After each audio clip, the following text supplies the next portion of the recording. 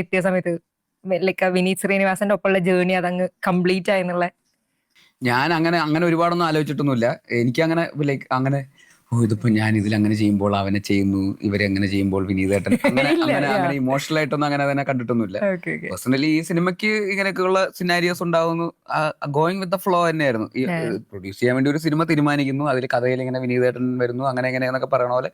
പക്ഷെ അത് നമ്മൾ ആദ്യത്തെ ഫസ്റ്റ് തോട്ട് നമ്മൾ ഇവരിലേക്കൊക്കെ പോകുന്നു എന്ന് പറയുന്ന പോലത്തെ ഒരു സിനാരിയോ, അത് നമ്മൾ ഇവരുമായിട്ടുള്ള ഒരു റിലേഷൻഷിപ്പിന്റെ തന്നെയാണ്. നമുക്ക് വേറെ ആരെയും ആലോചിക്കേണ്ട, അതിനെക്കുറിച്ച് കൂടുതൽ. നമുക്കിങ്ങനെ ഒരാളുണ്ടല്ലോ എപ്പോൾ വിളിച്ചാലും ഫോൺ എടുക്കുന്ന, നമുക്ക് എപ്പോൾ വിളിച്ചാലും സംസാരിക്കാൻ പറ്റുന്ന ആളുകൾ എപ്പോഴും ഉള്ളപ്പോൾ അവരോടായിരിക്കുമല്ലോ നമ്മൾ ആദ്യം അപ്പൊ അവരുമായിട്ട് വർക്ക് ചെയ്യാനും നമുക്ക് ഭയങ്കര ആഗ്രഹം ഉണ്ടാവും. നമുക്ക് ലൈക്ക് ആ ഒരു വൈബും എനർജി അങ്ങനെ ചെയ്യുമ്പോൾ അങ്ങനത്തെ സിനിമകൾക്ക് എപ്പോഴും ഒരു നല്ലൊരു പോസിറ്റീവ് റിസൾട്ട് എപ്പോഴും ഉണ്ടാവാറുണ്ട്. ഒരു ഗ്രൂപ്പ് ഓഫ് ഫ്രണ്ട്സ് ഒരുമിച്ച് ഭയങ്കര സന്തോഷിച്ച് അങ്ങനെ ചെയ്യുന്ന സിനിമകളൊക്കെ എപ്പോഴും നന്നായിട്ട് വന്നിട്ടേ ഉള്ളൂ.